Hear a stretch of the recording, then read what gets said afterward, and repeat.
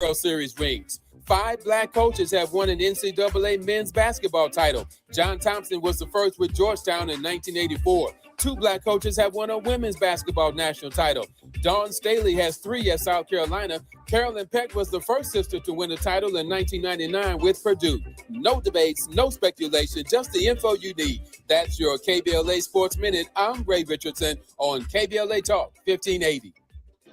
Hi, it's Tavis Smiley. For 40 years, I have had the privilege, and I don't use that word lightly, the privilege of sitting down with presidents, world leaders, authors, artists, activists, the folk who shape our world. Thousands of conversations, tens of thousands of questions. And somewhere along the way, I realized that the art of conversation is dying. So here's what I'm going to do about it. I am now going to teach what these almost 40 years have taught me, how to have conversations that matter. 6 courses, from the anatomy of a great conversation to generous listening as a superpower to handling difficult exchanges without losing your dignity or your mind. Go to TavisTalks.com right now. That's TavisTalks.com. Download the free guide, see what's coming, sign up to be the first to know when we launch the series. Conversation is a skill, and like any skill, it can be taught. I'll see you in class.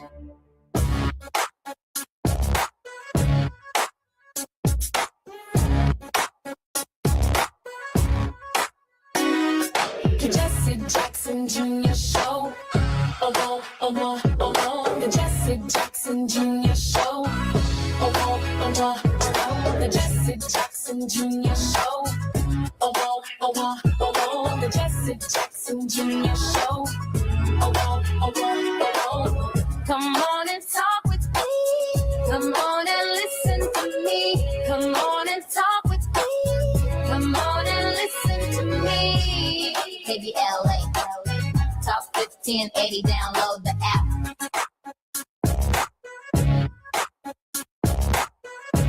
Jesse Jackson. The Jesse Jackson Show on KBLA Talk 1580.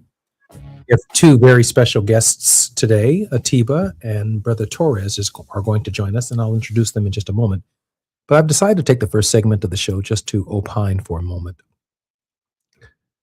In 1973, when Bruce Lee died, a movie that he did not live to see came out titled Enter the Dragon. Enter the Dragon, for me to this day, is still the standard for martial arts film. the intersection, the nexus, if you will, between classic kung fu and taekwondo and other systems of mixed martial arts that led to the burgeoning industry that really celebrates Bruce Lee and his capacity to move from the distance that is taekwondo to the infighting of jujitsu to the grappling of on the ground wrestling. In the life of Bruce Lee, we saw the combination of so many systems and true expressions of authenticity in the physical form that have elevated Bruce Lee decades after his death to a truly authentic icon that we cannot ignore. Part of his system was the idea that he believed, as I believe, in the idea of what he called the intercepting fist. The intercepting fist. It's a simple philosophy, but it's something that's penetrating for me theologically, politically, physically, intentionally, psychologically, in almost every discipline. That God gives each of us the power to intercept intentionality. To intercept. And in the space of interception or stimuli, we have the opportunity to choose the path that we want to pursue. We can intercept based upon the foot positioning of an opponent, based upon their largest or longest strike weapon, which might be their right jab or their left jab or their uppercut. Based upon how their feet are positioned, we know exactly which weapon is available to them to attack us with. The way of the intercepting fist. The same movement in feet positioning determines whether or not the right jab is available or the left uppercut is available. And so one can position one's body in a position that intercepts intentionality. Let's get out of the ring for a minute and just think about politics. We can intercept the behavior of Donald John Trump. We can intercept the behavior of the MAGA movement because from 1619 to the present, racial behavior is so consistent that it's not really defined by the Democratic Party or the Republican Party. It is defined by African American history. And that history itself shares with us the flow and the continuity of how far the Democrats are willing to go on questions of life, liberty, and happiness for African Americans. And after 1854, how far Republicans are willing to go, the party of Lincoln, and the difficulties that Abraham Lincoln experienced within the Republican Party on questions of freedom, the challenges that he had to fight within the Republican Party on the liberation, if you will, and freedom of the Negro with perfect military timing, given that the nation was engaged in a civil war. And of course, during that period, the Democratic Party, the party of slavery, the agrarian party from Virginia around to Texas, and what their reaction and or behavior might be to the idea of equality for Black people. In other words, if we understand the history, we can intercept the behavior and the intentionality of any opponent, whether it is a spouse who's about to slap the hell out of you. You can anticipate it. It is interceptable. You can step back, get out of the way. You can de-escalate. You can leave, go to the local bar, have a drink, or just sit out on your porch and say, you know what? This isn't going well because the conversation itself is not good. The way of the intercepting fist, from my perspective, is clearly the religion of Jesus of Nazareth, not as a fighting form, but as a thinking form. That we can actually intercept human intentionality and spirit. We don't have to be surprised. We don't have to be shocked. But if there ever were a study, Nikola Tesla said, into the core of the spirit energy, which he and his mind was incapable, he said, of completely understanding, we may unlock the key to the very structure of the universe itself. I realize this isn't a conversation about race and black and white and what we want to think about more in terms of morality, but it's a question about the capacity to intercept intentionality. And on the 97th birthday of our King, Martin Luther King Jr., it is increasingly clear to me that he understood the way of the interception of intentionality. We can feel, understand, and feel the spirit energy of other people in our direction. That says a lot because it's God's way of giving us the advantage. I'm Jesse Jackson Jr. It's Thought-Provoking Thursdays on the Jesse Jackson Jr. Show. Our very special guest and a regular contributor, Atiba, will be with us with a very special guest. We'll talk about the world. We'll cover a lot of real estate, but I'm particularly grateful that I've been afforded this opportunity on KBLA Talk 1580 to discuss intentionality, intercepting the spirit of other people, of movements, of what's going on in our world. I'm Jesse Jackson Jr. More on KBLA Talk 1580 when we come forward. It's afternoon drive time with Jesse Jackson Jr. Only on KBLA Talk 1580.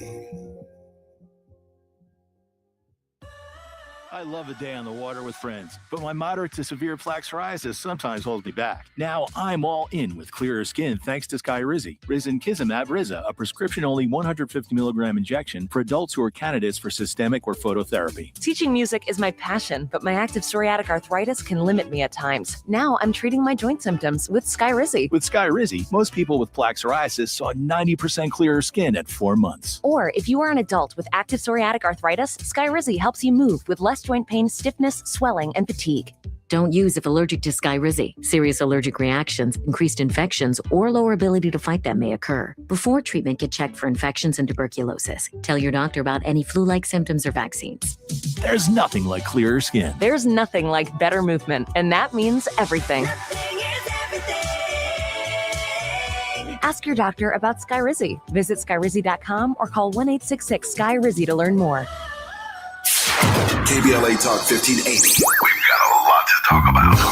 KBLA Talk 1580 is committed to self-care and community well-being. Walk Good LA was formed in June 2020, inspired by the Black Lives Matter movement and the beginning stages of the COVID-19 pandemic. What began as a few minutes of breath work and yoga meditation before protests against police brutality turned into a safe space for the community to heal in hard times. The immensely positive response from the community transformed the momentum into a movement. Today, Walk Good LA is a Black and Brown-led community wellness organization based in Los Angeles. They provide spaces for healing through community yoga classes, guided meditations, hikes, run clubs, and other activations throughout Los Angeles that attract hundreds of members weekly. With the help of Propel and Michael B. Jordan, they now have a yoga and wellness studio in Los Angeles called the Walk Good Yard. To join their mailing list and connect with healing spaces, please visit walkgoodla.org. That's walkgoodla.org. Or find them on Instagram at walkgoodla. This is a community call to action, a community call to healing from KBLA Talk 1580.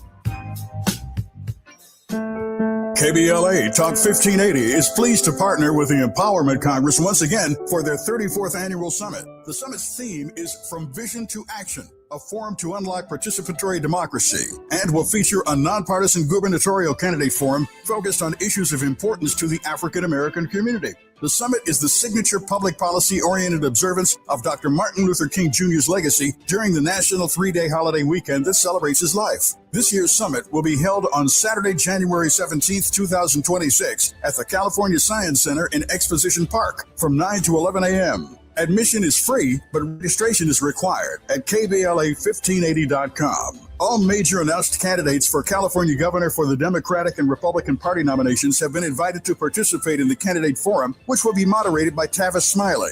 An all-star panel of journalists will pose questions to the candidates, and the forum will be broadcast live on KBLA Talk 1580. This is going to be a big year for local, state, and national politics. The political pulse of 2026 beats on KBLA Talk 1580. Now back to more of Jesse Jackson Jr. on KBLA Talk 1580. The Jesse Jackson Jr. Show. The Jesse Jackson Jr. Show. The Jesse Jackson Jr. Show. The Jesse Jackson Jr. Show. King Volley drops the beat. Come on and talk with me. I'm Jesse Jackson Jr. Welcome forward to the Jesse Jackson Jr. Show on KBLA Talk 1580. It is Thought-Provoking Thursdays. Atiba is a former Deputy Executive Director of the National Black Caucus of State Legislators, NBCSL. He's a strategic alliance consultant and president of Party Politics US. He's worked as a TV political contributor for BNC News, The Heat, In the Know with Mo, The Leslie Marshall Show, iHeartRadio, Gov Exec, 96.3 WHUR, and One American News Network. He most recently was a guest host on Rising, an American daily news and opinion web series produced by Washington, D.C. political newspaper The Hill. In 2020, Atiba released his formal novel, Saving Grace, a political thriller. And I hope at some point in time he adds his name to having been a regular contributor on the Jesse Jackson Jr. Show to his extraordinary biography. Hi, Atiba. Welcome forward to the show. Thank you, Jesse. It's good to be with you. And you're the boss. You can just add it whenever you like. I wish I was the boss. It's been a long time since I felt that way. Atiba, welcome forward to the show. I'm very grateful that Atiba will be bringing a very special guest in this hour, jazz flautist and Latin Grammy award-winning artist Nestor Torres. Rhythmic and mellifluous flute sound remains part in a class by itself. His 14 recordings as a soloist, 4-time Grammy nominations winner, and nominator, 1 Grammy nomination and 1 Latin Grammy Award, collaborations with diverse artists such as Gloria Estefan, Kenny Loggins, Dave Matthews, Herbie Hancock, Tito Puente, Michael Camilo Paquito de Rivera, and Arturo Sandoval, as well as performances within Cleveland, Singapore, and the New World Symphony Orchestra, among many others, are testaments to the remarkable journey of an artist who continues to grow and enrich the lives of those who experience his talents. I'm grateful that you're bringing Brother Torres to our show. Brother Torres, welcome to our show. Thank you so very much. It's a privilege to be here. Thank you for having me. I have to pitch it to Atiba to get us started. I'm particularly honored that in this longest segment of our show, Atiba has a very special guest, Brother Nestor Torres. Atiba. So first off, I want to thank both of you, Jesse and Nestor, for being here today. I know, today in that first segment, Jesse, you talked about Bruce Lee and you talked about interception. And, one of the things that really comes to mind today is, of course, all the things that are going on in the world, but also what are the things that bring us together? And one of those things I think that brings people together all over the world, regardless of language barriers or nationality, et cetera, is music. So, Nestor, I want to say thank you so much for you joining today. Nestor, we met since I've been living here in Miami, and the first time that I heard him blow one note through his flute, I was blown away and have had the opportunity to see him many times since then. But Nestor, I want to thank you for joining us today, particularly on today being Dr. King's birthday. Very meaningful indeed. And I'm very grateful. Thank you for your kind words. And indeed, culture, music, and the arts is that connective thread that does brings us all together. And throughout the years, I have learned there are 2 pivotal points in my personal life that allowed me to see that there is more to music and to the arts than entertainment or the need for the artist to express him or herself. In other words, there's a sense of mission, there's a sense of purpose to my work as an artist, as a musician. And so I'm very excited and very humbled uh, and curious to be able to engage in this kind of dialogue. If you might continue, Jesse, you started, the show with some very, profound words of self-reflection, using, of course, as Atiba mentioned, Bruce Lee, and intentionality was a key word. And towards the end of your, what you were sharing, you said you recognize how the conversation or what you were sharing transcended or transcends the concepts of politics and race. And I think that, especially in a day like today, you're right on point as to, you know, giving yourself permission or just really choosing to move beyond that. Because I believe that today, one of our greatest challenges, both in the political realm as well as this kind of a caste, societal caste system that we have, as Elizabeth Wilkerson puts it, we get caught. We get caught in that world, in that paradigm of politics, the paradigm of race or caste, and because we get caught in it, we're not able to really step outside of it and see it from a broader, more objective perspective. And so I believe that your words and what you're bringing up with that is one of the most if not the most effective way or form in which you can really gain that power of understanding, of of interception, of intentionality. So I'm very glad that you got started us with those words. I'm particularly honored, Nestor, that you are here today, Brother Torres. And I want to ask you the question because when I think about and look at your biography, you say that September 11th, 2001 was a turning point in your life. You received all of the energy of what it represented. And in art form, it has changed who you are. It changes the notes. The notes are not the same. They are not the notes of any other flautist that's ever existed because they did not live through your very human experience. And I think about the turning points in human history. They express themselves in very different ways. And I'm particularly grateful that Atiba brought you on our show because you recognize that the moment created a shift in the art form. And I love Cornel West, who often talks about one of his favorite jazz musicians, who, when I listen to the music, it says one thing, but because Cornel West understands the history within which that particular musician is expressing themselves, these adjustments are occurring in his music. Nestor, share with us the turning point in your art form. Well, to be specific, thank you for that. To be specific about that moment that you mentioned, the Latin Grammys had been established in 1999 or so. I was nominated for a Latin Grammy for the song Luna Latina on the first Latin Grammy Awards. And it was nominated in the same category, one of the categories that Carlos Santana was nominated with for his record, Supernatural. So you can imagine that, just to be nominated in the same category, which of course, he won. But then the following year was nominated again for the album This Side of Paradise. And I was so excited. I really had a shot. My focus was completely all about the Latin Grammys. I went to Los Angeles, stayed at Beverly Hills Hilton. And, I practiced the Buddhism of Nichiren Daishonin by the Soka Gakkai, Nam-myoho Renge Kyo. So that morning from Beverly Hills, I was going to Santa Monica to do my morning prayers. And the valet parking folks just told me, the young man told me, Maestro, there's no show tonight. It didn't register. Until then, I got in the car and it was really quiet and I was listening to NPR. And it just so happens that morning was September 11th, 2001. So, needless to say, the award show, the award ceremony did not happen that day.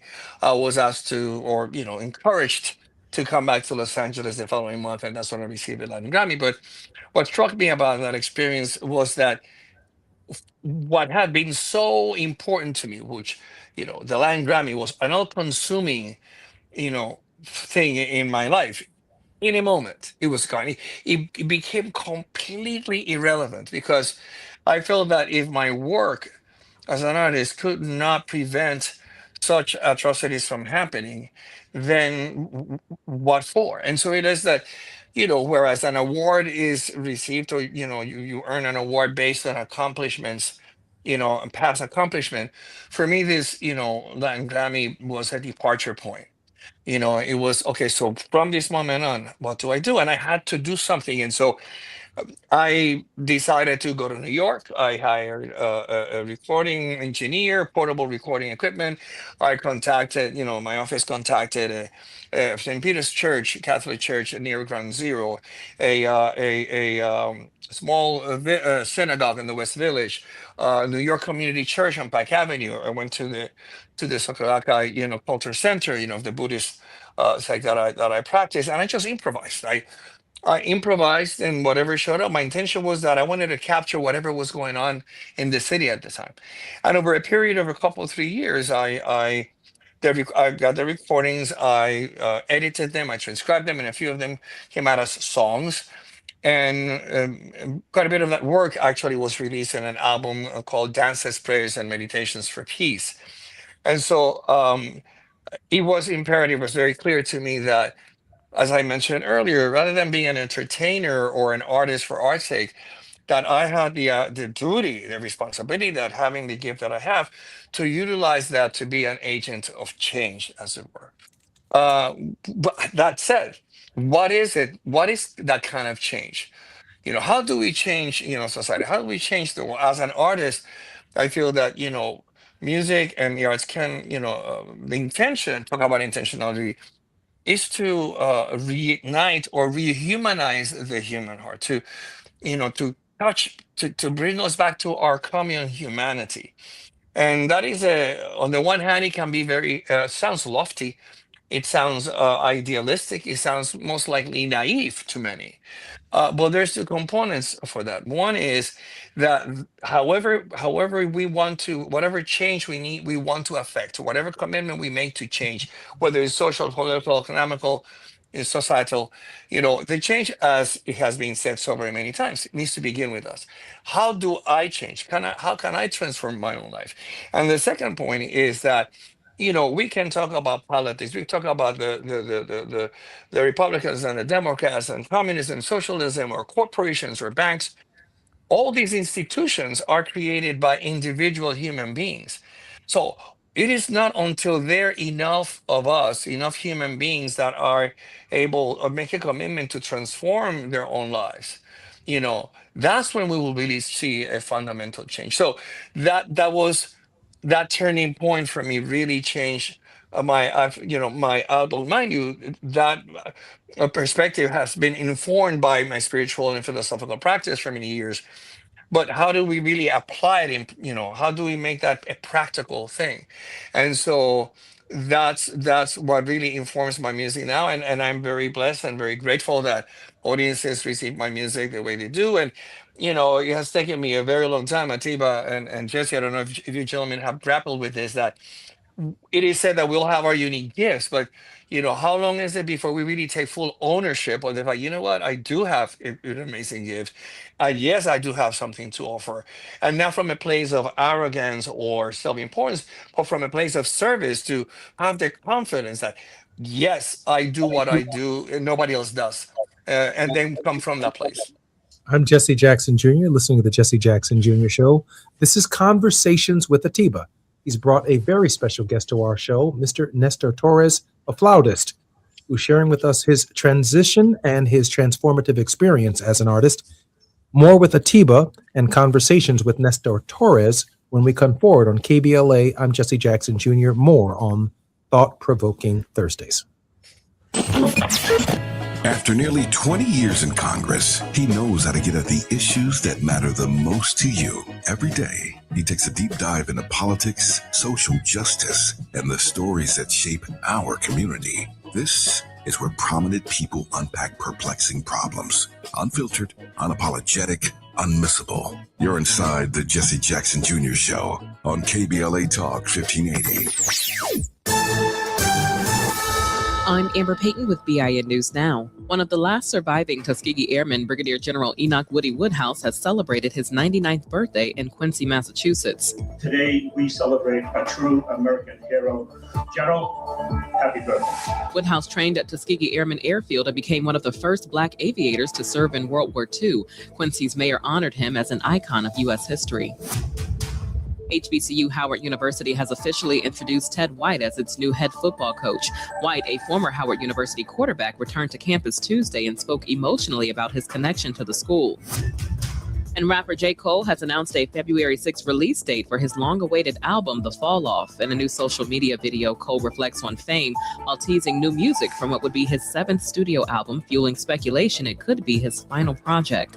Get BIN News Now on demand 24/7 on the iHeartRadio app.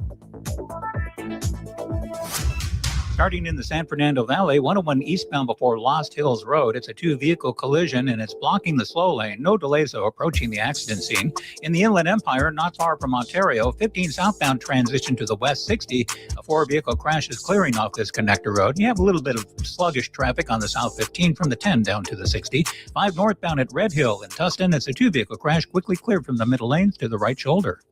Got issues with youth or high school sports? Positive Coaching Alliance can help.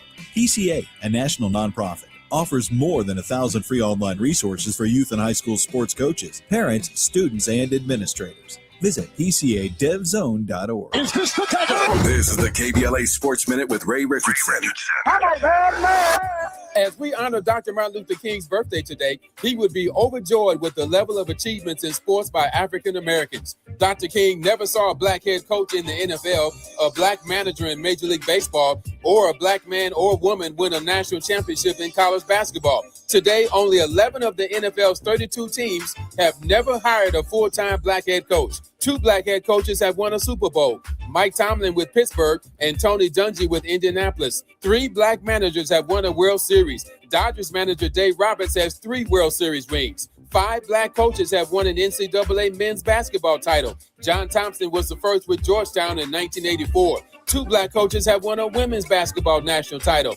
Dawn Staley has 3 at South Carolina. Carolyn Peck was the first sister to win a title in 1999 with Purdue. No debates, no speculation, just the info you need. That's your KBLA Sports Minute. I'm Ray Richardson on KBLA Talk 1580.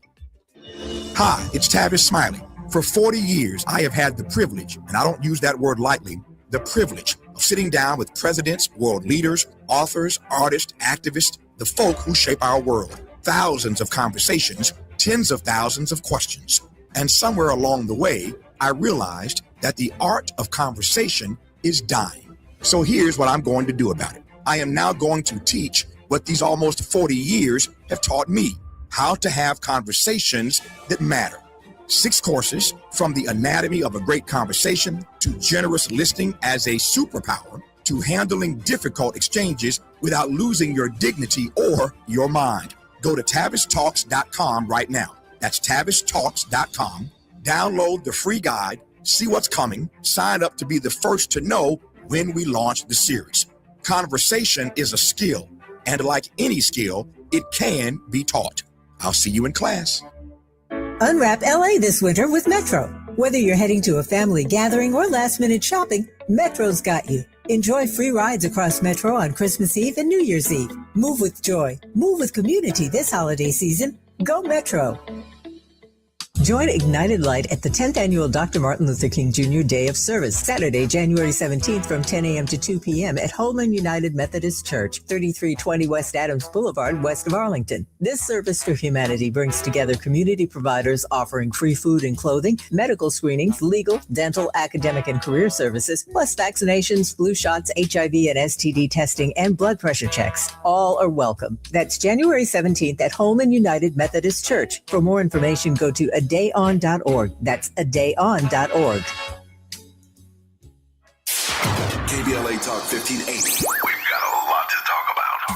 KBLA Talk 1580, connecting you with services and solutions. LA County's new Justice Care and Opportunities Department, or JCOD, is here to support justice-involved individuals and their families. The JCOD Support Center is now taking calls at 1-833-LACJCOD. That's 1-833-522-5263. Available 7 days a week from 6 a.m. to 11 p.m., the Support Center is your one-stop shop for re-entry issues and court support. They offer court reminders, connections to local services, transportation assistance for housing, court appearances, and childcare. The JCOD hotline provides personalized help to connect you with services that you need. And don't forget to check out justiceconnect.org for more information. Remember, it's free and available every day at 1-833-522-5263. This is a community call to action from KBLA Talk 1580.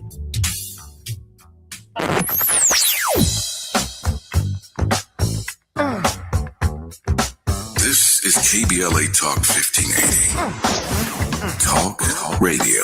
That's music to your ears. We're unapologetically progressive. KBLA Talk 1580. You're listening to Jesse Jackson Jr. on KBLA Talk 1580. The Jesse Jackson Jr. Show. The Jesse Jackson Jr. Show. The Jesse Jackson Jr. Show. The Jesse Jackson Jr. Show. King Folly drops the beat. Come on and talk with me. Come on and listen to me. Come on and talk with me. Come on and listen to me. KBLA Talk 1580. I'm Jesse Jackson Jr. Welcome forward to the Jesse Jackson Jr. Show. Our very special guest is Nestor Torres and with Atiba on the Jesse Jackson Jr. Show. Atiba, I know that you have a number of questions for Brother Torres that we need to explore. Atiba? Thank you, Jesse. I want to take it back to the fact that today is Dr. King's 97th birthday. And there's a quote that I came across today that says, people fail to get along because they fear each other. They fear each other because they don't know each other. They don't know each other because they have not communicated with each other. Nestor, I started this off with my first question and, talking about your music, because I think your music is just amazing. I've seen, crowds and crowds of people who've come to listen to you perform. And then you traveled all over the world. And you and I have had some conversations about, you mentioned Cass and Isabel Wilkerson. In fact, Jesse, the reason why I read that book is because of Nestor. Right after we met, he gifted me with that book, and I gifted him with Saving Grace. But the thing about you, Nestor, and watching your travels around the world, the fact that you've had audience with the Dalai Lama, what is it that you've seen in terms of music being a catalyst to bringing people together? Or have you seen it to being a catalyst to bringing people together? And what do you see today in terms of, as we're celebrating this birthday, as we're seeing so much unrest that's going on here and abroad? Do you see any opportunities where music and the cultures or what have you that, what do you see in terms of what are you hearing when you're traveling around the world about what's happening here? And do you see opportunities for us to still find ways to come together? Well, that is a very multi-layered question. I'll try to be as direct as possible. But I have to tell you, gentlemen, you are dangerous people because you ask questions that get me started, and I don't know where to stop. Gina is speaking at me.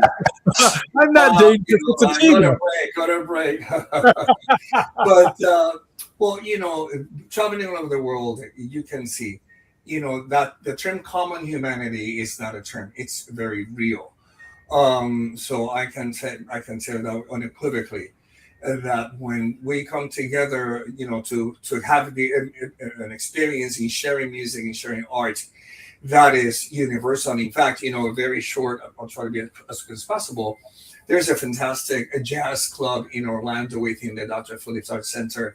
complex. It's called Judson's, and my first performance there was right after the election in 2023, I think, and so at the end of the show, I conclude with somewhere over the rainbow, and I share some words, and something just showed up for me to say, here we have a fantastic audience, we have a wonderful show, everybody's really enjoying together, and I said, well, we just had an election, and I'm sure that there's some people that are very happy with the results, nervous chuckle, nervous laughter.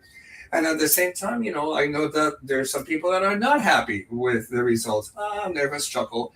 I said, but you know what? Here we all are enjoying being present. And Jesse, I got to tell you that it was this collective gasp when I just pointed at, we are here together, Studio Goosebumps. You're like, and we are. And so that, to that aspect, to that part of the question, I think like, yes, and the time is now. And we're seeing it, what I'm loving about this moment is, I am Puerto Rican, and we have this artist, Benito Antonio, better known as Bad Bunny. Here you have a young man that has been doing music that by some of us, artists that, are about excellence, about great voices. He's very urban. He's very much of the street. And the young people love his music, and others not so much. But he has been able to use his talent and his tremendous success as a phenomenal platform, so that even in a different language, such as Spanish, he's transcended and he's broken every record, and he's going to be at the Super Bowl. Now, is it because, the people at the NFL are being humanistic and want to be inclusive? No, they just want to reach as many people as possible. So, and I'd like to throw that back at you, if you don't mind, Atiba, Jesse, about that. When we talk about intentionality, using this example, and I'm going back to, having forgotten about the intention of, or the theme of celebrating, Martin Luther King's birthday, but, NFL's intentionality, it can be said to be purely economical, but yet by having an artist such as Bad Bunny, the statement that is being made and the barriers that are being crossed, what are your thoughts on that in terms of the impact of the arts and music? I'd like to be the questioner today because I don't know how much more time, Nestor, we have with you. I see an intentionality in Venezuela, in Colombia, in Haiti, in Puerto Rico, the president's response in his first term to the hurricane, Cuba, to what's taking place in Greenland and in Nigeria with a president of the United States, Atiba, who has bombed 8 countries in the first term of his presidency. I see something. Now, I don't want to misread it, but as Afro-Colombians and Afro-Venezuelans and Afro-South Americans and as African Americans, we smell shit before we step in it, man. I mean, something's happening here to Black and brown people, including the deportation of them from the United States, that is on a scale that, while I cannot determine how to call it or how to define it by a word in the English language, which is ever changing, Atiba, I see something that's happening here, and it's in my core. I mean, I'm uncomfortable to the point that, I need to read the newspaper on the toilet in the morning because I can't get up fast enough. I prefer to be the questioner here too, Jesse. Let me start it with that way. And so thank you for throwing that back though, Nestor, because, last week, Jesse, you asked me about party politics and how we collect data. Well, the whole idea was, how do you use the arts? How do you use music? How do you use art? How do you use chefs? How do you use parties to bring people together? Because just like in sports, when you're in a stadium, like people will be watching Bad Bunny, over 1 billion people around the world, and people who are going to pay astronomical amounts of money to be in that stadium. Nobody's going to ask the person next to them, are you a Republican or Democrat? Are you an immigrant or not? Everybody's going to be there watching that game. That's what brings us together. And I think that part of the context and part of the reason why, Nestor, I wanted to invite you on today is because I think that we are so caught and mired in fear that we don't have enough things to give us hope. And I think that the arts, and you think about the 20s 100 years ago, the roaring 20s and what came out of that. I keep waiting like to see what's going to come out of these 20s now, because we seem to be on a similar path.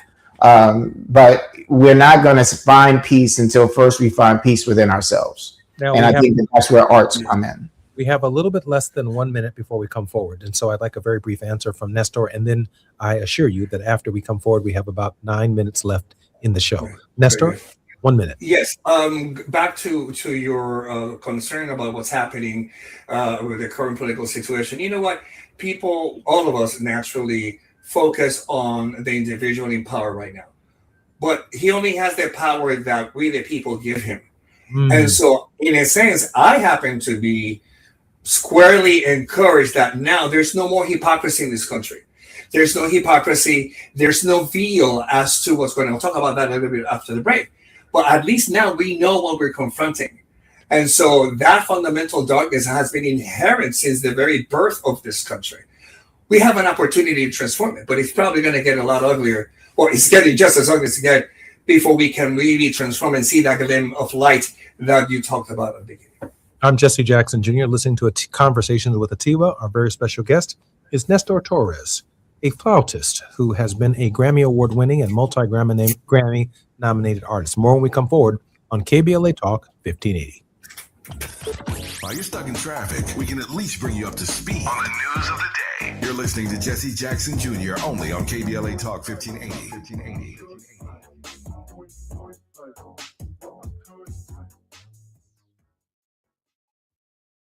Still battling a thirsty lawn that guzzles water and drains your wallet? Let LADWP turn that patch of grass into a gorgeous drought-smart garden for free. We're talking a full California-friendly landscape makeover designed and installed by pros at no cost to you. That's right, LADWP does the work, you get the upgrade. Ready to transform your yard and save big? Visit LADWP.com/leap.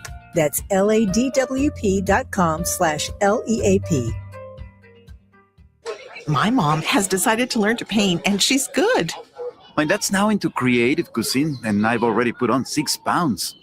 Learning new things comes with age. My mom, she started forgetting my name and what we're talking about.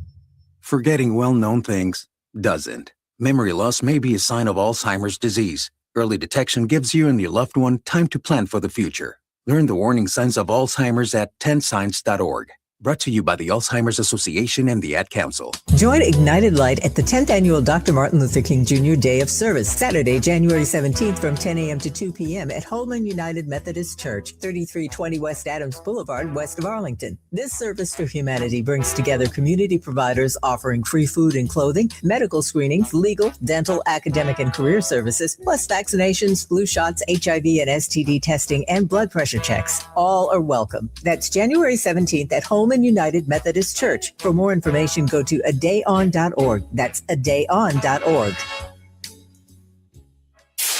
KBLA Talk 1580. We've got a lot to talk about. KBLA Talk 1580, connecting you with services and solutions. If you need help getting your resume in order, finding job training, or landing a job, we've got 3 great options for you. First, the City of Los Angeles has WorkSource centers across the area offering free job support. The California Workforce Development Board can help you with everything from GED prep to vocational training at no cost to you. On the federal level, the Department of Labor's American Job Centers offer a full range of services for job seekers and businesses alike. Visit careeronestop.org, or for more info, just call California's Help Center or visit cwdb.ca.gov or call 916-657-1440. For the City of Los Angeles programs, go to ewdd.lacity.gov or call 213-744-7300. All these services are free to help you get your next job. This is a community call to action from KBLA Talk 1580. Now back to more of Jesse Jackson Jr. on KBLA Talk 1580. The Jesse Jackson Jr. Show. The Jesse Jackson Jr. Show. The Jesse Jackson Jr. Show. The Jesse Jackson Jr. Show. King Volley, Volley, drop the beat. Come on and talk I'm with Jesse me. Jackson Jr. Welcome forward to the Jesse Jackson Jr. Show. Today is the 97th birthday, the actual birthday of Martin Luther King Jr. Our very special guest is Nestor Torres, a rhythmic and mellifluous flutist who has been a Grammy Award-winning artist as well as a multi-Grammy winning artist. And these are conversations that we have newly scheduled, used to be on Wednesday, now on Thursdays, with Atiba. Atiba, Mr. Flores, forward to the Jesse Jackson Jr. Show. Thank you. It's always good to be with you, Jesse and Nestor.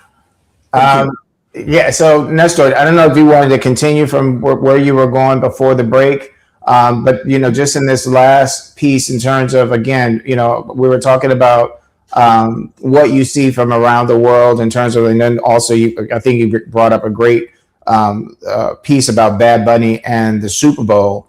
But in terms of, again, just really wanting to get your thoughts, and I will add this in terms of this being Dr. King's birthday, is the I think a lot about history, and like we've read about things like about nonviolence and about different strategies that were used, and it's crazy for me, and I don't know if this happens for you or Jesse or others, but more and more I'm understanding better the things that I was reading in history books, and it's almost crazy that we have to go through this in order to have a better understanding, not just of what we read, but to understand when we hear people say, I can't believe they did that, but that's exactly what we see happening right now today.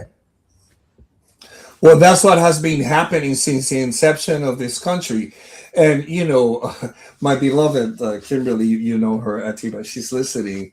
And when I told her I was going to be on the show, she half jokingly said, be careful what you're saying. And, it would be completely humorous. Oh, it'd be so funny, were it not for the fact that we're living in a time in which, you know what? You really have to be careful about what you're saying. Yeah, I heard that. At the same time, I believe, and coming back to intentionality, what I'm about to say, it's like, look, there is a need, and I'm so happy that we're having these dialogues. There is a third conversation that needs to be happening, which is the kind of environment in which, we can have a safe space where people of opposing views can have very frank, difficult conversations without judgment, with mutual respect, so that they can be a mutual understanding. And so, yes, music is definitely a connective threat to it. But in the end, how can we really have conversations that, I write music, that attest to that, and I have actually written some, spoken words, some poems about, a poet's revolution, how we need to bring about the change, that we want to see, about peace with myself, and so we can express a lot through music. But to both points, because I want to get back to what Jesse talked about in terms of what's going on today. We have to really confront our own trauma as a country, which is really a body of individuals. And this is an opportunity. This very dark, alarming time, is a phenomenal opportunity, because, what the president of the United States has done in Venezuela is absolutely, unabashedly, unconscionably illegal. It's wrong. Now, mind you, if the Venezuelans and Cubans are listening to me, they might berate me because, oh my God, he's bringing the liberation. Well, no, he's not. We are talking about two very bad situations. What is a common threat? That none of the leadership, whether it's a socialist dictatorship or a democratic dictatorship that we have allowed, we have actually elected a dictator to power. He said it. He was not, dealing it. He was not being a hypocrite. That is the one redeeming quality about Donald Trump. He's not a hypocrite. He's a liar. He's a conniver. He's a manipulator. But he's not a liar, because he said, I will be a dictator and I'm going to take my enemies down. He said it, you see? So there is no longer the veil of that aspirational identity of the United States, it's no longer there. However, that said, I believe in the United States. I still believe that we can definitely be a more perfect union, but we cannot be the United States. Like, for example, and you see, I cannot stop. 9/11, what happened? I thought at the time it was a time of cynicism. The world was looking down upon the United States. Things were not good. I was shocked when 9/11 happened. The entire planet just came to the support, expressing tremendous support for the United States. And my heart was moved because I realized, oh my goodness, the world still needs us. The world needs the United States of America, but the world needs the United States of America of what it can be, what its original intention is. And for that to happen, we have to continue to do this and transcend our boundaries of identity, of race, and just come to a common place. And as an artist, that's what I'm really intending to do. Atiba, as you know, we end our show on a word of hope. I think we have a little bit more time than the word of hope. Atiba, let me allow you to direct one more question to our very special guest, Nestor Torres, and then Nestor, we're going to leave you 3 minutes to offer our listenership around the world a word of hope. Atiba? So we've gotten into a whole lot of other pieces, Nestor, and I know it's a kind of real quick, but can you tell us also, what got you into music? What put you on this path? My father was a musician. My father was a musician, and it's been, part of my life. And what really has brought me to the path of music with purpose is just that, finding a sense of purpose. Because as a musician, or an artist, you either seek fame or fortune, or you seek an opportunity to express yourself, and those things, ultimately can be unfulfilling. But when we use our art or our culture or talent for a purpose, then, we really are able to find, that a life of fulfillment. May I offer those words of hope, if I may? Is it okay? Do we have time? Absolutely. The words of hope? Absolutely. Okay. So, these are very dark times indeed. There's no question about it. But we are also, as I said, at a time of great opportunity. And this is what music brings about. I mean, you have Donald Trump, and then you have Bad Bunny, and you might think, while this is happening, while the dictatorship is unfolding in the United States, the ultimate, a democratic action at a cultural level is happening. There's no greater, that's an amazing thing. In the end, for all the things that we could take about hope, we must begin, I feel, by, acknowledging that we possess infinite potential, that we can affect change where we are. And if everything seems that there's no hope, then it's up to us to create hope. And I'll close with these words. There's a young lady I was reading her experience and her journey through life. And then she came to a place in which she said, I'm paraphrasing, I realized that I was looking for a ray of light through the clouds. but then I decided that rather than looking for that little bit of a light among the clouds, let me be the sunshine in someone's life. So, we must create hope. And it begins at home, it begins at work. Let me be that light, even when I don't feel it, even when I'm really feeling dark, even when I have to fake it. Because when we really, pay attention to another person's suffering or transcend our own interest, it's like the very famous, very well-known saying, suffering, when we share, suffering is cut in half. And when we share our joys, is multiplied. Wow. So let us be that hope. Let us create hope. And in so doing, there are enough of us, and then we can really bring about a fundamental transformation in our own lives, our lives of our family and our community, and in so doing the entire world. Thank you, gentlemen. That might be as profound as it possibly gets. We're going to close on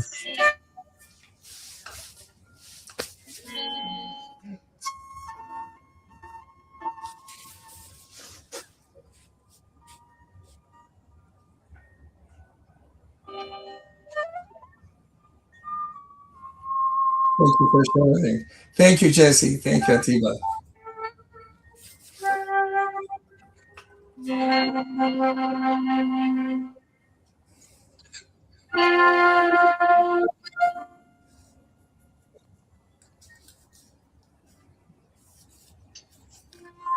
That is the great flautist, Nestor Torres. As we conclude this hour of our program, thank you very much, Atiba, for our conversation. And thank you, Mr. Torres, for your participation in the Jesse Jackson Jr. Show. More when we come forward on KBLA Talk 1580.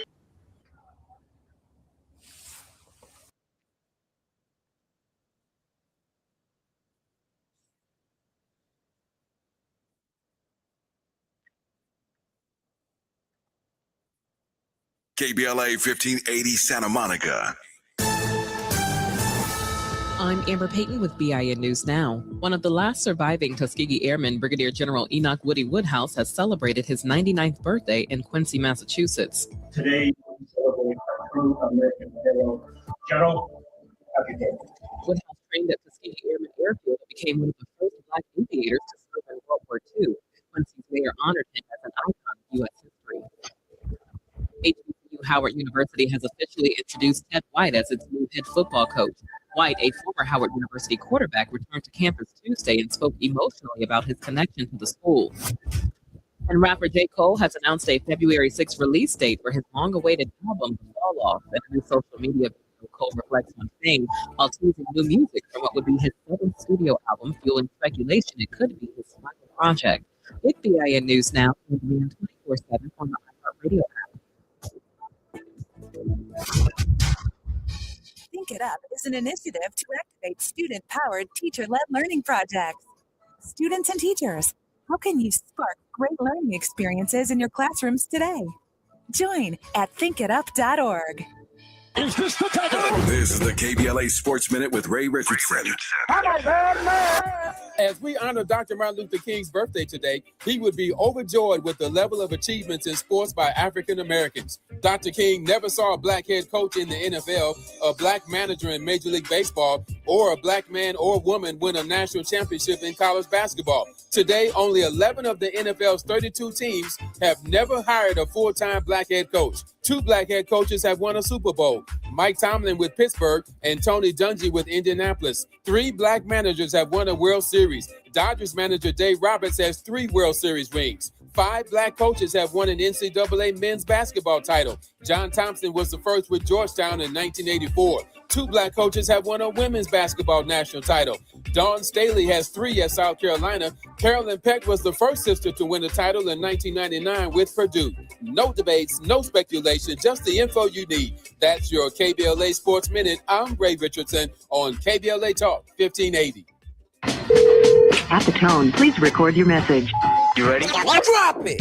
Mr. Tavis Smiley, preach it. Thank you, man. Politics in this country is crazy. You put things in perspective that even I didn't. The right is playing fast and loose with facts and scapegoating everyone under the sun, especially black and brown people. As a white man, I do not agree with this, and I am on my black and brown brothers and sisters' side. Fight the good fight. You know that I am part of the resistance. Let's fight the power. Our freedom of speech is freedom of death. We got to fight the powers that be. KBLA Talk 1580. We've got your black.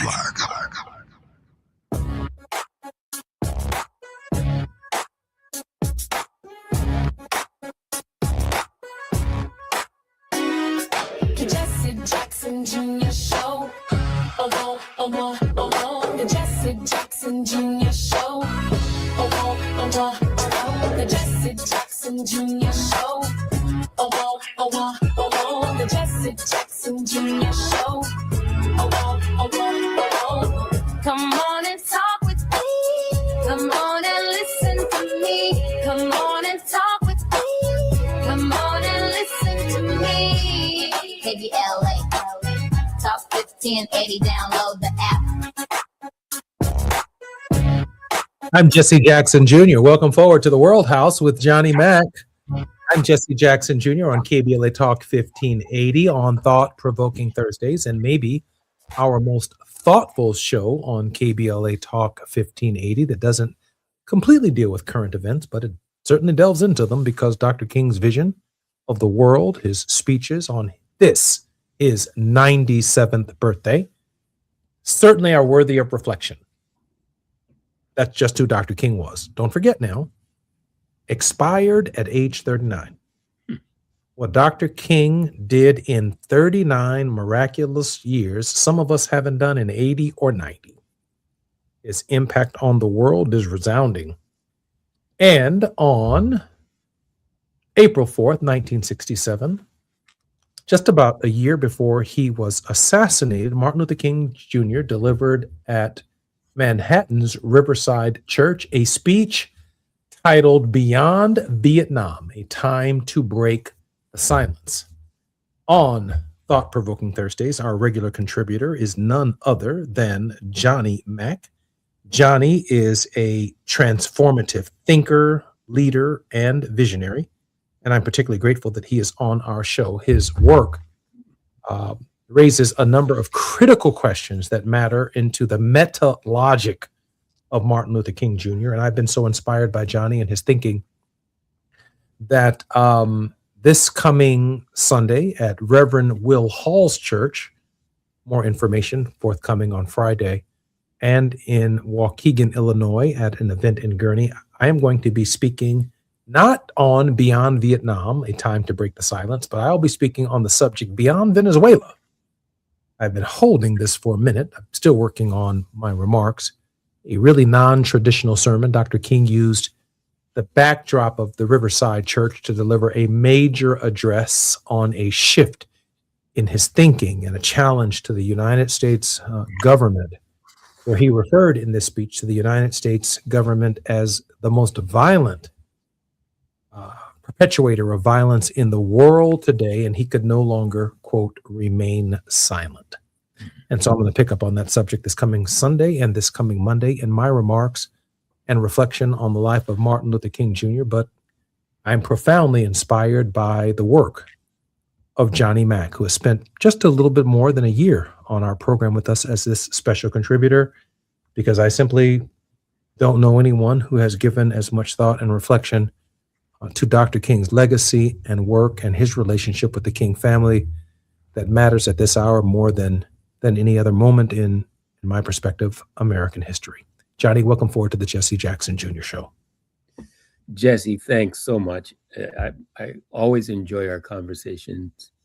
And on this day, on the day of Dr. King's birth, what could be more appropriate than to have the conversation that you've introduced, given what we are confronted with in today's world, not just in this nation, but globally. So thank you for the opportunity to have the discussion. Johnny, we have about 4 minutes before we come forward. If you could lay the foundation for us, which is so much part of your seminal work. We are at 3:08. We are going to break at 3:11 Central, which is I guess 2:11 on the West Coast. Share with us, Johnny, what Dr. King was trying to accomplish in Beyond Vietnam, A Time to Break the Silence. I sense a transition in that moment. Yes, Jesse. It's almost as if we simply change a few words, as you've done in the title of your presentation this Sunday, then it makes Dr. King's speech contemporary, doesn't it?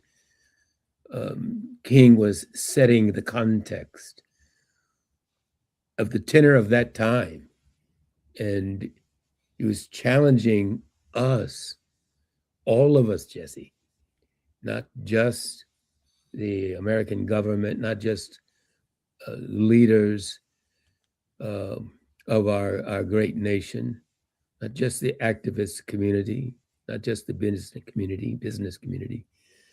Jesse, King was addressing the entire nation, and I would argue now contemporizing his eloquent statement, the entire world.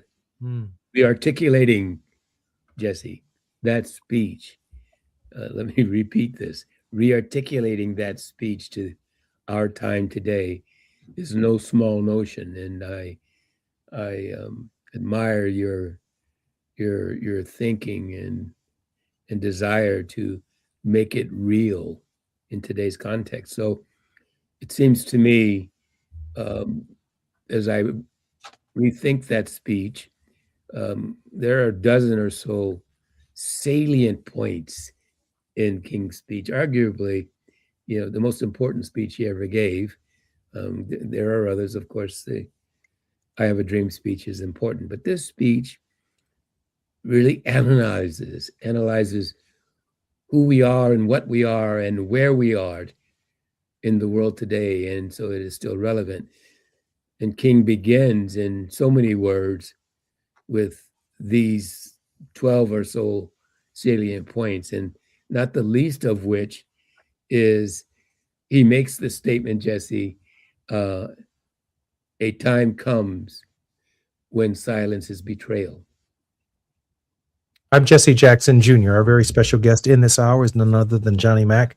I'm going to be taking notes from Johnny Mack for the next hour. I want to hear these 12 salient points.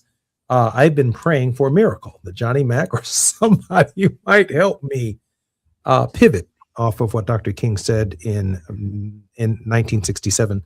I'm Jesse Jackson Jr. More on the Jesse Jackson Jr. Show. This is The World House with Johnny Mack on KBLA Talk 1580. We are discussing beyond Vietnam and beyond Venezuela. It's afternoon drive time with Jesse Jackson Jr. Only on KBLA Talk 1580. I love a day on the water with friends, but my moderate to severe plaque psoriasis sometimes holds me back. Now I'm all in with clearer skin thanks to Skyrizi. Risankizumab Riza, a prescription-only 150 milligram injection for adults who are candidates for systemic or phototherapy. Teaching music is my passion, but my active psoriatic arthritis can limit me at times. Now I'm treating my joint symptoms with Skyrizi. With Skyrizi, most people with plaque psoriasis saw 90% clearer skin at 4 months. Or if you are an adult with active psoriatic arthritis, Skyrizi helps you move with less joint pain, stiffness, swelling, and fatigue. Don't use if allergic to Skyrizi. Serious allergic reactions, increased infections, or lower ability to fight them may occur. Before treatment, get checked for infections and tuberculosis. Tell your doctor about any flu-like symptoms or vaccines. There's nothing like clearer skin. There's nothing like better movement, and that means everything. Ask your doctor about Skyrizi. Visit Skyrizi.com or call 1-866-SKY-RIZZI to learn more. KBLA Talk 1580. We've got a lot to talk about. KBLA Talk 1580 reminds you, when we fight, we win. The Youth Justice Coalition is challenging America's addiction to incarceration and discrimination. YJC works to dismantle policies leading to mass incarceration, law enforcement violence, and the school-to-prison pipeline. Their approach, transformative justice, community intervention, free LA high school, legal defense, and system monitoring. YJC promotes safety without relying on prisons. Their goal, prevent system contact and help people exit the system through direct action, advocacy, and education. Want to get involved or need help? Call 323-235-4243. That's 323-235-4243. Join YJC in creating change. When we fight, we win. KBLA Talk 1580, your voice for justice. This is a community call to action from KBLA Talk 1580.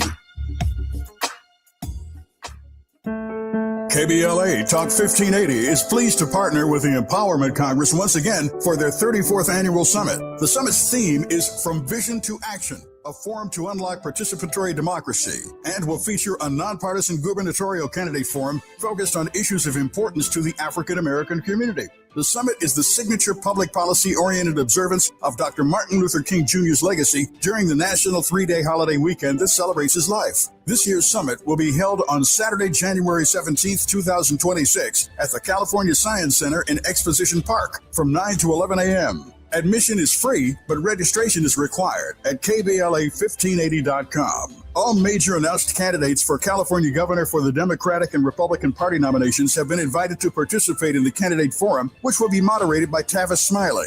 An all-star panel of journalists will pose questions to the candidates, and the forum will be broadcast live on KBLA Talk 1580. This is going to be a big year for local, state, and national politics. The political pulse of 2026 beats on KBLA Talk 1580. Now back to more of Jesse Jackson Jr. on KBLA Talk 1580. The Jesse Jackson Jr. Show. The Jesse Jackson Jr. Show. The Jesse Jackson Jackson Junior Show. The Jesse Jackson Junior Show. King Volley, drop the beat. Come on and talk with me. Come on and listen to me. Come on and talk with me. Come on and listen to me. KBLA Talk 1580. Download the app. I'm Jesse Jackson Jr. Welcome forward to the Jesse Jackson Jr. Show on KBLA Talk 1580. Johnny Mack is our very special guest. Johnny? Yes, Jesse. We were going to go through 12 salient points that mattered in Beyond Vietnam, A Time to Break the Silence. Johnny, I got my pen out. I'm taking notes. Take your time. All right, Jesse. All right. I'm sorry, Johnny. Just before your point, we do have a clip. Gina?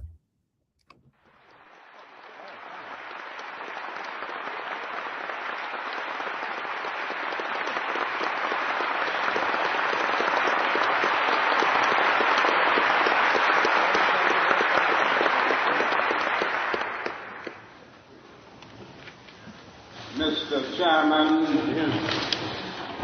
ladies and gentlemen,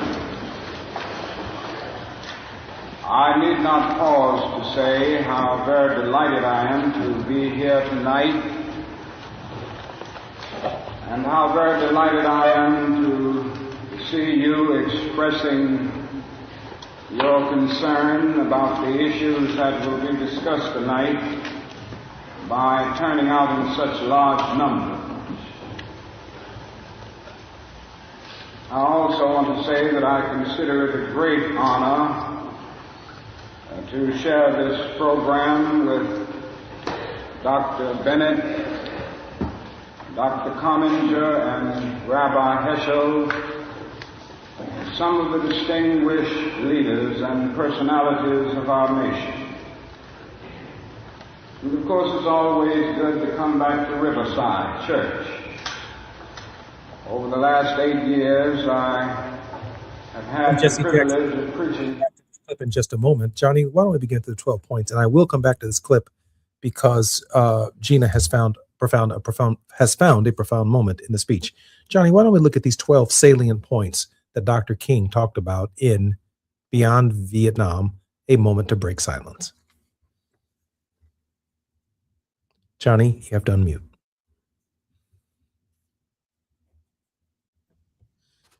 Thank you, Jesse. I'm happy to list them now, and we can discuss them however you want to do that. If you'd like for me to run through the list, I'm happy to do that. Does that work for you?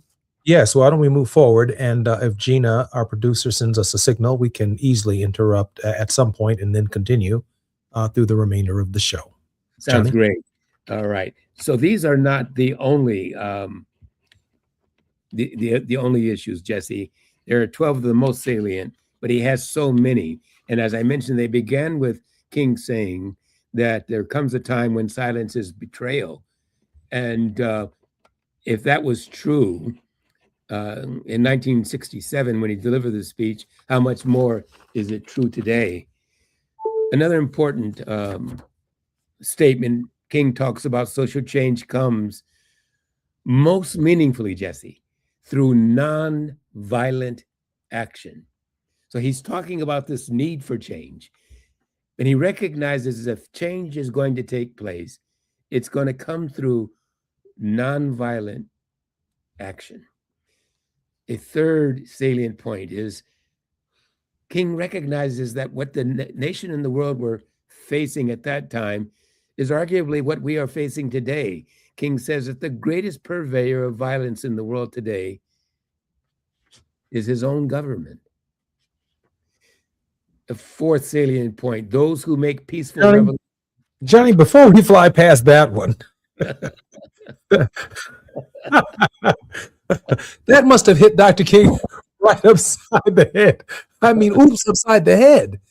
I mean, so he's been telling African Americans, beauticians, barbershops, the church congregations, the students sitting in Greensboro on February 1st, 1960, he's saying, be nonviolent. But then he comes to this realization that it is the United States government itself, that the culture itself is the most violent government and culture in human history. And Jesse, he's not only talking about culture. Remember that in the same speech, King talks about the three evils, the values that underlie that culture, those evils of poverty, racism, and militarism. And so King is laying out for us today, as he did then, that the culture is driven by a set of values that guide and direct, inform and instruct our behavior as individuals and as a nation. Interesting. So we accept these things. We accept the idea that we should spend trillions of dollars or hundreds of billions of dollars on our military budget. Dr. King obviously gave that some thought. We see poverty, but no different than the Levite or the priest who walked by the stranger on the Jericho road. We flip a coin to the poverty that we see, but we do nothing about it.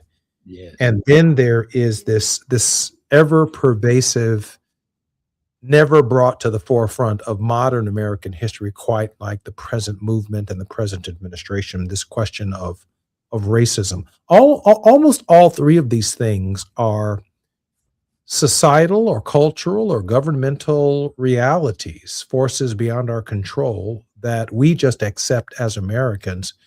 That is the reality of our lives. There are no movements against militarism on the scale necessary to do anything about it.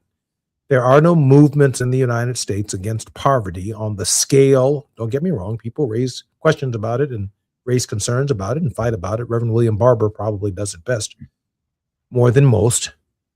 And then there are these questions of militarism, but everybody is scared as hell and they're fearful. So the other is worth spending at this hour $1 trillion a year to stop. This is what it means to be an American, to have these three things. But Dr. King, John, your suggestion goes right to the heart of it, don't you? Well, absolutely. And Jesse, you mentioned or raised the issue of whether or not these elements, as you say, are beyond our control, what we're confronting. But King is arguing they are not beyond our control. Indeed, King says we can control them. We, the citizens of the world, we determine what type of world we want. But to your point earlier, what are the values that we adopt? What are the values that we embrace? And what are the values that we hold our elected leaders, for example, accountable to? That's King's argument. And so the first point that I raised, when King says silence is betrayal, he's speaking to all of us. If we don't speak up, if we don't speak out, then we ourselves are to blame. Recall, I'll keep going, Jesse, you stop me whenever you're ready, but recall that in his last book, when Where Do We Go From Here? He starts that book by talking about sleeping through a great revolution. And in this speech a year before that final book, King says this as one of the 12 points that we want to focus on, that our nation is on the wrong side of a world revolution. So it is as dangerous to sleep through a revolution as it is to be on the wrong side of a revolution. And we are indeed in the middle of a great world revolution. So it's really interesting that Johnny brings this up because when you think about the story of Rip Van Winkle, to which Dr. King opined, he shared with me some elements of the story that I missed when I read it as a youngster. And that was that when Rip Van Winkle went up the hill and fell asleep, he slept for 20 years. The time positions him asleep during the American Revolution. And when he wakes up, or when he goes up the hill, there is a picture of King George III hanging over the tavern. But when he comes down the hill, there's a picture of George Washington where King George III used to be. So Dr. King argues that not only was Rip Van Winkle asleep, but that he slept through a revolution, that everything had changed. We had moved from a monarchy to the idea of a democracy, that we had our first president of the United States. There was slavery in the land. Women were discriminated against in the land. But Rip Van Winkle didn't just sleep. He also, to Johnny's point, woke up and didn't know where the hell he was. Like, where the hell? Same tree. My gun is rusted. My dog is dead. All of these things were still sitting around Rip Van Winkle in the story when he woke up. Bones from his dog. Trees that were once bushes are now larger. He'd been asleep so long that when he woke up, his old rifle had even been a rusted piece of steel. But when he came down the hill, everybody was dead. His wife was gone. All of his troubles were away, but he did not know where he was. And where he was the beginning of the United States of America. Johnny? And he was sleeping through that revolution. We woke up, the question becomes, I guess, if we extend the story, Jesse, what side of the revolution would he have been on? And King is saying, when he speaks at Riverside, that we've got to decide what side of a great revolution are we on, and what type of action are we taking in order to effect that revolution in ways that create this world house that he's arguing for. And so he's saying, not only can we not be silent, but we must be actively engaged in determining what values will drive the revolution, and therefore what kind of revolution we will have. Johnny, I can we move on to value number 5? Because number 4 is a beast. Well, listen, he also talks about making a peaceful revolution impossible. That is, those who make a peaceful revolution impossible will make a violent revolution, King says, inevitable. It's interesting, Jesse, that there's a great deal of talk about who is the peacemaker today and who enjoys, or who should enjoy and be recognized with a peace prize. And it's interesting that if indeed the greatest purveyor of violence remains our own country, who then deserves a peace prize? Johnny, on this question of the Peace Prize, Dr. King actually deals with this in the Riverside speech. He says, I am not long ago a recipient of one of the great awards in history, the Nobel Prize. And in a real sense, and I'm paraphrasing it here, he says that the burden now is even heavier on me than to just speak to the ghetto, to just speak to Negroes and all of our concerns, to the disinherited, to the despised, to the rejected, to people whose backs are against the wall in America. Dr. King uses that moment to say the Nobel Peace Prize has challenged me to think beyond my tribe and see the whole world. And what is happening to my brown brothers and sisters in Vietnam are happening right here to my black brothers and brown brothers and sisters right here in Harlem, right here in Atlanta, Georgia, right here in Marion, Alabama, right here in Lookout Mountain, Tennessee, and Stone Mountain, Georgia. A pivotal moment for Dr. King, Johnny. Indeed. And in the last segment, your last segment with Nestor Torres, he made a statement, Nestor did, that caught my attention. His argument was, or his point was, that we must transcend our boundaries. We must transcend. We, the people, must transcend our boundaries. And he was arguing for a solidarity in that statement, I think, Jesse. And that's where we stand today. We've been divided into our own corners of ideology and individual desires, rather than building a global nation of peace and justice. We must transcend our boundaries. I'm Jesse Jackson Jr., listening to the Jesse Jackson Jr. Show. I think we're on number 5, maybe number 6 of Johnny Max, Dr. Johnny Mack's interpretation of Beyond Beyond Vietnam, a moment to break our silence. I'm speaking this coming Sunday and this coming Monday in the city of Chicago. Beyond Venezuela, there is so much that we have to learn from Dr. King to continue this movement moving forward.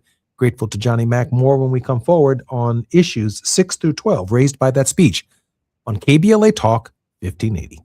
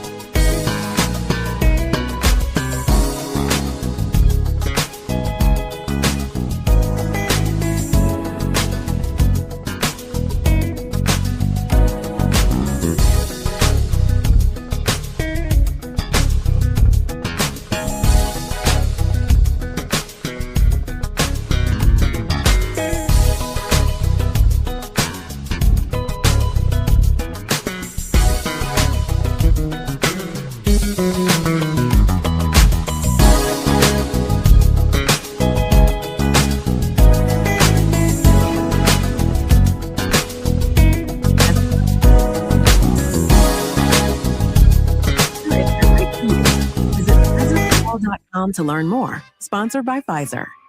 KBLA Talk 1580. I'm Dominique DePrima from the show First Things First, weekday mornings from 6 to 9. Join me tomorrow with reparations activist Arthur Watkins of Freedmen Nation, plus discodelic soul band Say She live in the studio. And of course, we'll have headlines, hot topics, and your phone calls. It's only on KBLA Talk 1580. KBLA Talk 1580. We've got a lot to talk about. KBLA Talk 1580, connecting you with services and solutions. The Los Angeles Regional Food Bank is on a mission to fight hunger and provide nutritious food to those in need across our community.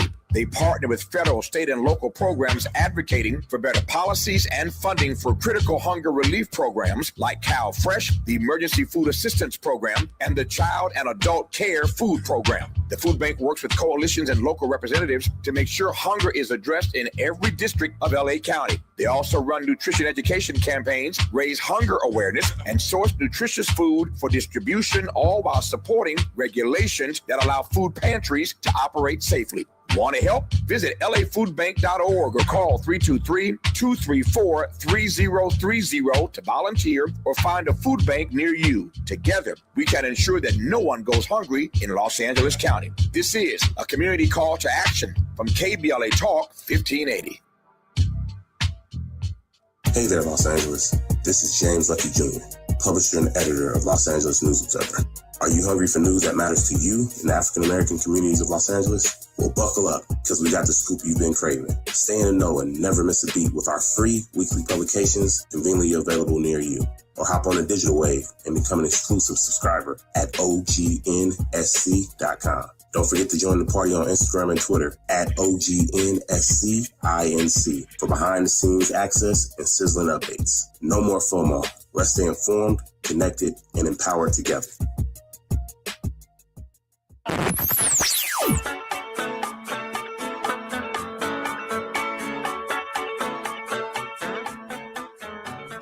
This is KBLA Talk 1580. Talk radio. That's music to your ears. We're unapologetically progressive. KBLA Talk 1580. You're listening to Jesse Jackson Jr. on KBLA Talk 1580. The Jesse Jackson Jr. Show. The Jesse Jackson Jr. Show. The Jesse Jackson Jr. Show. I'm Jesse Jackson Jr. Welcome forward to the Jesse Jackson Jr. Show. This is Thought-Provoking Thursdays, the World House with Johnny Mack, looking at Dr. King's speech from April 4th, 1967, delivered at the Riverside Church Beyond Vietnam. I'm speaking this coming Sunday at Reverend Will Hall's Church and in Waukegan, Illinois, and I'm taking a similar theme, really picking up on where Dr. King left off, Beyond Venezuela. Johnny has begun an interpretation of 12 salient points, and of course there are many, that he thinks are particularly important to the transition and the transformation that Dr. King was undergoing at the hour that he delivered this speech. Johnny, just before we get to point number, I think, 6 through 12, and of course we have to the top of the hour, our producer has a clip that she would like to play now. I found myself in full accord when I read its opening lines. A time comes when silence is betrayal. That time has come for us in relation to Vietnam. The truth of these words is beyond doubt, but the mission to which they call us is the most difficult one. Even when pressed by the demands of inner truth, men do not easily assume the task of opposing their government's policy, especially in time of war. Nor does the human spirit move without great difficulty against all the apathy of conformist thought within one's own bosom and in the surrounding world. Moreover, when the issues at hand seem as perplexing as they often do, in the case of this dreadful conflict, we are always on the verge of being mesmerized by uncertainty. but we must move on. Some of us who have already begun to break the silence of the night have found that the calling to speak is often a vocation of agony, but we must speak. We must speak with all the humility that is appropriate to our limited vision, but we must speak. And we must rejoice as well, for surely this is the first time in our nation's history that a significant number of its religious leaders have chosen to move beyond the prophesying of smooth patriotism to the high grounds of a firm dissent based upon the mandates of conscience and the reading of history. Perhaps a new spirit is rising among us. If it is, let us trace its movements and pray that our own inner being may be sensitive to its guidance. For we are deeply in need of a new way beyond the darkness that seems so close around us. Over the past 2 years, as I have moved to break the betrayal of my own silences and to speak from the burnings of my own heart, as I have called for radical departures from the destruction of Vietnam, many persons have questioned me about the wisdom of my path. At the heart of their concerns, this query has often loomed large and loud. Why are you speaking about the war, Dr. King? Why are you joining the voices of dissent? Peace and civil rights don't mix, they say. Aren't you hurting the cause of your people, they ask. And when I hear them, though I often understand the source of their concern, I am nevertheless greatly saddened, for such questions mean that the inquirers have not really known me, my commitment or my calling. Indeed, their questions suggest We must speak. In Spanish, tenemos que hablar. We must speak. When our brown brothers and sisters are hoarded together and flown to foreign countries all over the world, as they seek the right to life, liberty, and the pursuit of happiness, we must speak. When 44 million Americans have an Affordable Care Act, the fact that they even need an Affordable Care Act in the first case, tenemos que hablar. We must speak. Tenemos que hablar. We must speak. When we think about 42 million Americans who work hard every day, and at the end of a hard day and a hard day's work, they need a supplemental nutrition and assistance program. Tenemos que hablar. We must speak. Johnny, you have 6 more points for us on Beyond Vietnam. Dr. King was working his way through.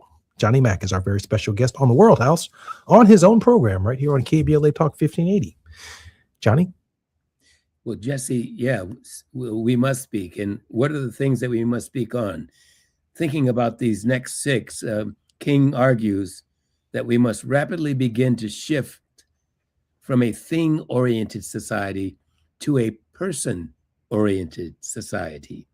He goes on to say in this important speech that our greatest defense against communism, stay with us on this one, our greatest defense against communism is to take offensive action in behalf of justice. We can re-articulate that, Jesse, and perhaps you'll consider this in your own remarks on Sunday and change the word communism to authoritarianism, which is what we are confronted with today. And so this 7th statement we might restate as our greatest defense against authoritarianism, to take offensive action in behalf of justice. And then, Jesse, we can talk about number 8, where King says we must, with positive action, seek to remove the conditions of poverty, insecurity, and injustice. We must speak. He goes on to say, we are confronted, Jesse, with the fierce urgency of now. indeed, right now, we today, perhaps arguably even more urgent than it was in King's time. Johnny, are we too late? On this point, Johnny, are we too late? How can we possibly be too late? It's never too late to act. I agree with that. But 1967, he delivers this speech, and there's been many decades that have interceded in that period. And I certainly respect, appreciate, kneel, bow to the rhetoric that Dr. King didn't live to see. But you and I are here in the present. Yes, we must speak. I get that.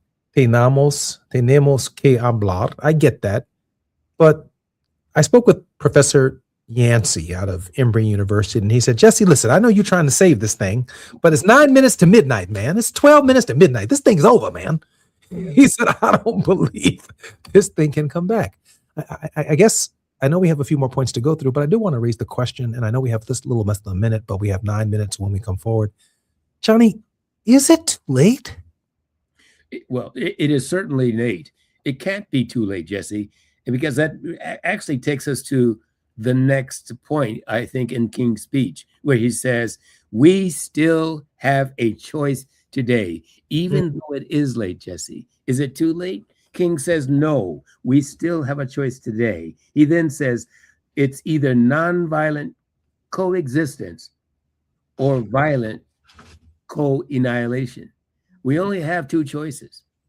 And so we must act. We must speak. But not only speak, we must act. And so, no, it's not too late. But Dr. King just keeps slapping me in my head. I'm Jesse Jackson Jr. I mean, I'm trying to find my way out of his pervasive logic. But Johnny, Dr. King creates a problem for even a complex mind. I'm Jesse Jackson Jr. More with Johnny Mack when we come forward on KBLA Talk 1580. We're breaking it down for you today. While you're stuck in traffic, we can at least bring you up to speed on the news of the day. You're listening to Jesse Jackson Jr. only on KBLA Talk 1580.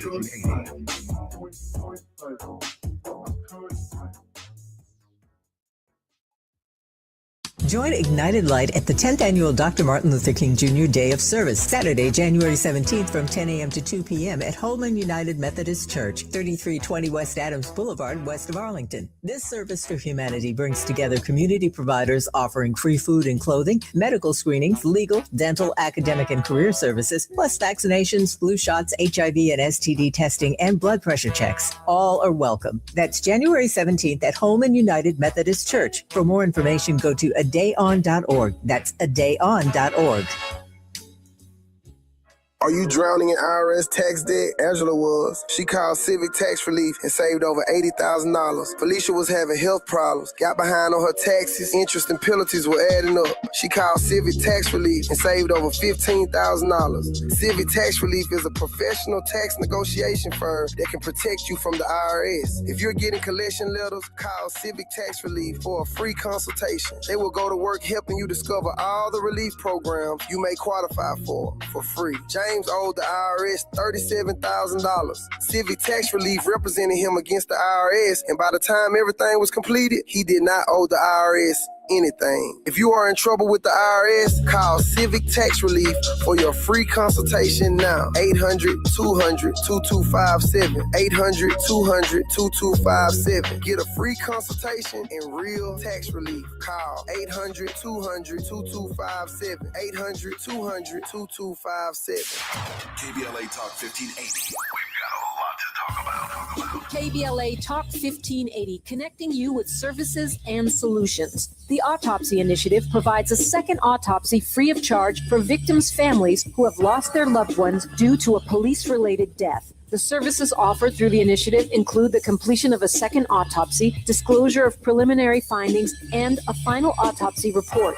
A police-related death is when an individual is harmed by police officers using deadly force, which results in an individual's death. Police-related death includes in-custody deaths, including those that arise during contact with law enforcement officers during arrest, pursuit, booking, transport, or incarceration. The Autopsy Initiative has a team of board-certified pathologists on call. An autopsy request may be completed by anyone with a close relationship with the victim, which may include the victim's spouse, partner, relative, close friend, or lawyer. To request a free second autopsy for a victim of police violence, please visit knowyourrightscamp.com. That's knowyourrightscamp.com. Then click on autopsy, then click on request. At KBLA, we believe in justice for victims of police violence. We say their names and we don't black down. This is a community call to action from KBLA Talk 1580. Now back to more of Jesse Jackson Jr. on KBLA Talk 1580. The Jesse Jackson Jr. Show. The Jesse Jackson Jr. Show. The Jesse Jackson Jr. Show. Jackson Jr. Show on KBLA 1580. Johnny Mack is a social entrepreneur, a scholar practitioner with expertise in subject areas of peace, conflict, and social change and movements. He's traveled extensively throughout the Americas, Africa, Asia, Europe, and the Middle East, working in the fields of peace, development, conflict, and nonviolent social change. Dr. Mack's seminal work, After Confrontation, Then What? Challenges our putative logic of nonviolent social change theory and practice. Particularly, he rearticulates nonviolence beyond the traditional understanding of nonviolent struggle as principally nonviolent resistance. Dr. Mack's research includes extensive study of Martin Luther King Jr.'s logic of nonviolence and the U.S. civil rights movement. He explicates Dr. King's logic of nonviolence using Dr. King's call to restructure the social edifice and particularly its triple evils of poverty, racism, and militarism. Dr. Mack, welcome forward to the Jesse Jackson Jr. Show. Thank you, Jesse. Johnny, I think we're on 11 and 12, and I must tell you that the metalogic of Dr. King doesn't leave us much alternative but to walk through the very 12 salient points, and you're suggesting that there are many more in this particular speech. And Dr. King, like if we are a ping pong ball being popped back and forth between the logic of what we think and what Dr. King is saying, we're certainly experiencing that in this hour, and we're grateful to you for it. Johnny, the last thought you raised was we still have a choice. Non-violence or non-existence, and coexistence is the option that Dr. King left us with. A couple more choices and points that matter to this particular speech. Johnny? So, Jesse, King says all over the globe. Remember now, he's speaking in the mid-20th century, in the 1960s, in fact, 1967. He says all over the globe, men are revolting, and women, we would add today, against old systems of exploitation and oppression, and out of the wounds of a frail world, new systems of justice and equality, new systems of justice and equality are being born. So King's hope and his belief in people, in citizens of the world, is that they would revolt. They would come together in solidarity and in community, one of the fundamental virtues or values that King holds when he calls for a revolution of values, one of those 12 salient points that King makes in this speech. King argues that people will rise up, people will speak out, people will act, and we are those people. And so that is, Jesse, perhaps we can argue for this conversation, the 11th point that we'd like to bring forward. The idea that all over the world, people are creating new systems of justice, equality. They are being born today. And that's number 11? Indeed, actually, Jesse, we've named probably more than 11. We've probably named 15 or 16, beginning with silence is betrayal, and then moving on to social change and nonviolent social action, talking about being on the wrong side of a revolution. We talked about our greatest defense against authoritarianism is action in behalf of justice. We talked about the triple evils. We didn't talk about, we should mention that King argues in this speech, and we'll call this the 12th one for purposes of our conversation, that true compassion is more than flinging a coin to a beggar. It is recognizing that the very edifice itself, which produces beggars, needs restructuring. Johnny, before we get to our word of hope, can you share with us how we can support your work? And as a favor to all of us, Johnny's work is extraordinary in this space. This is the 97th birthday of Martin Luther King Jr. Johnny has been entrusted by Coretta Scott King and the King family as a former financial officer for the King Center to continue so much of this work in this World House space. Johnny, how can we support your work?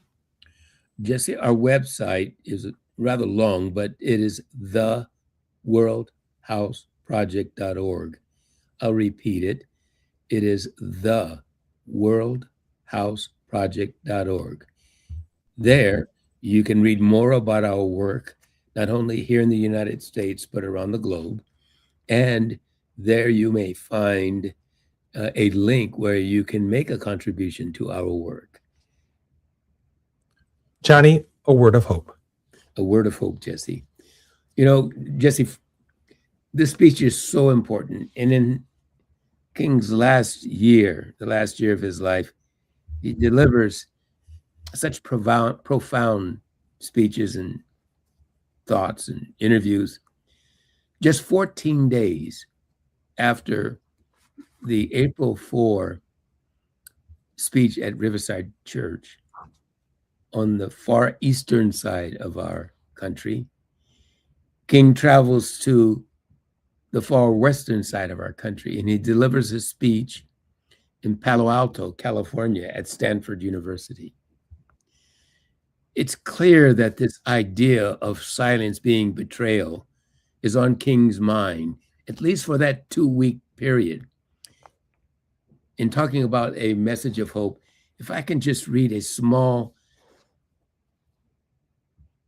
statement from King's speech there at Stanford University, where he says, "We will have to repent in this generation, not merely for the vitriolic words of the bad people and the violent actions of the bad people." King says, but for the appalling silence and indifference of, wait for it, the good people who sit around and say, wait.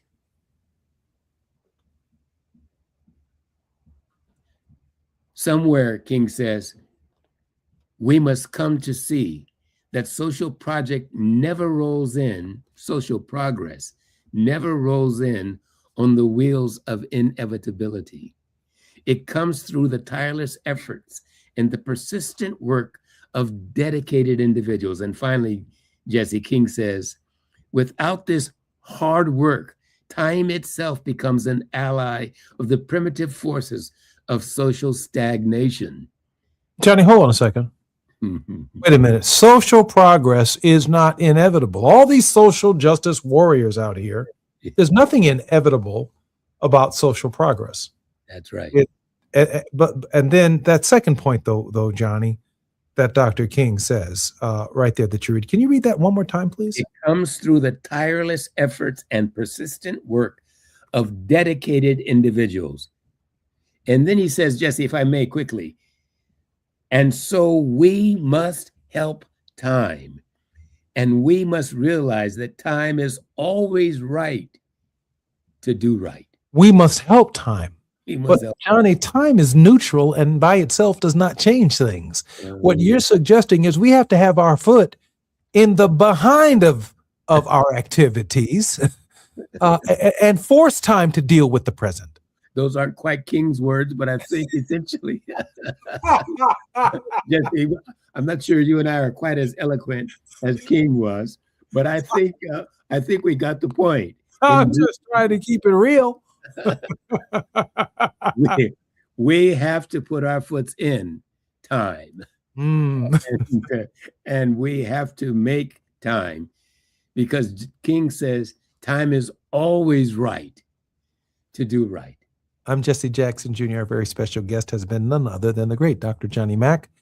every Thursdays in our second hour on The World House with Johnny Mack. We are so blessed to have an extraordinary deep thinker who contributes to this program in ways that we cannot completely fathom. I'm so grateful. On the 97th birthday of Martin Luther King Jr., we were able to take a deep dive, as we do every Thursday, into the metalogic of Martin Luther King Jr. I'm Jesse Jackson Jr. More on KBLA Talk 1580 when we come forward. Look forward to seeing you guys tomorrow on Fat Meat Fridays.